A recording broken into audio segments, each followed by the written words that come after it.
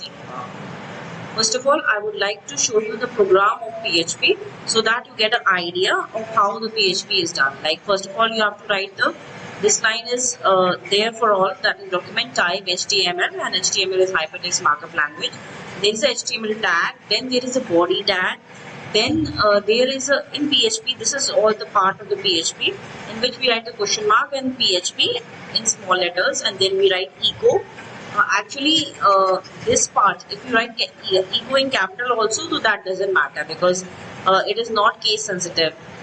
Its keywords are not case sensitive in PHP. Okay, so this echo is for printing basically. If you want to print something on console, you have to write this echo word, and my first PHP script question mark, and then finally close this angular bracket, body close and HTML close. So output of this would be my first PHP script. Coming to the next part, that is, what is PHP first of all? PHP is an asynchronous of PHP, that is hypertext preprocessor. So if somebody asks me the full form, that is hypertext and preprocessor. PHP is a widely used open source scripting language. Now what do you mean by open source? Open source means that it is free of cost. You can download it from anywhere. You don't have to charge, you don't have to give any money for it. So PHP scripts are executed on the server. PHP is free to download and use. PHP is an amazing and popular language.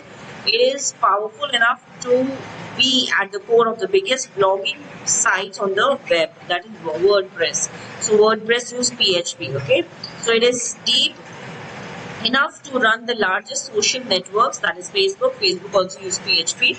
It is also easy enough to be a beginner for server-side language. So PHP is one of the server-side language, and to start with a beginner from any server-side language, PHP is the easiest one. So what is a PHP file? Now the question comes, what is a PHP file? PHP file can contain HTML, CSS. CSS full form is cascading style sheets. It is used for designing basically, and HTML is used for making web pages. JavaScript, I have already discussed in one of the video lecture of a tutorial, so you can see from my channel. And PHP code. So PHP code is executed on the server, and the result is returned to the browser and plain text HTML. PHP has extension .php. So whenever you save a file, you save it with the extension of .php. Now, why PHP? PHP run on various platforms. So all these platforms PHP runs. So basically it's a platform independent language. PHP is compatible and almost all servers used today, Apache and IIS, etc. PHP supports a wide range of databases. PHP is free, as I told earlier as well, and you can download it from here, this website.